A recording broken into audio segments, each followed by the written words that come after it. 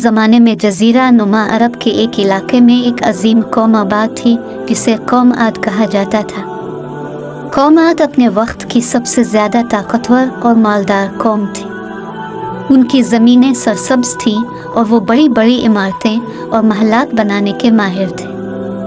उनका शहर अहकाफ उनकी शान और शौकत का मजहर था।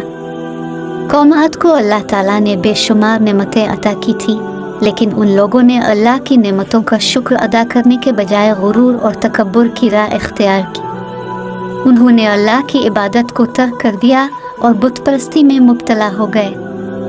उनका रवैया इंतहाई जालिमाना था।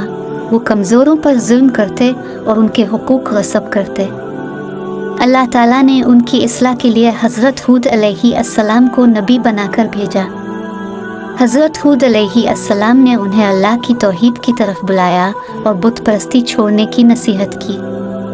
उन्होंने कौम को अल्लाह के अजाब से डराया और कहा कि अगर वो अपनी रविश न बदलेंगे तो अल्लाह का अजाब उन पर नाजिल होगा।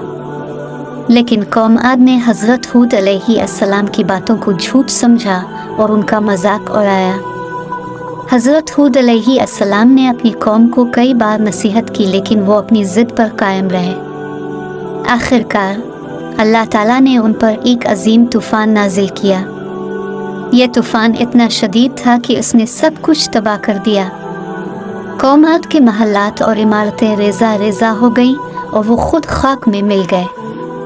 तूफ़ान की शिद्दत का ये आलम था कि इसने पहाड़ों को भी हिला दिया। हुआ के ज़ोर से उनके मजबूत तरीन महल भी ज़मीन बोस हो गए। उनके बुलंद और बाला सुतून और अजीम अलशान इमारतें जो कभी उनकी ताकत और गुरूर की अलामत थी, वो भी तबाह हो गई। इनकी ज़मीनें जो कभी सरसब्ज और शादाब थी, वो बंजर हो गई। कौम आद के लोगों की चीखें और आहें फिजा में गूंज रही थी, लेकिन उनका कोई मददगार न था। वो अल्लाह के अजाब से बचने के लिए कहीं पनाह ना पा सकी। तूफान ने उन्हें नीस्तो नाबूद कर दिया और उनकी नस्लें मिट गई। यहाँ तक कि उनकी बाकियात भी सफ़ा हस्ती से मिट गई।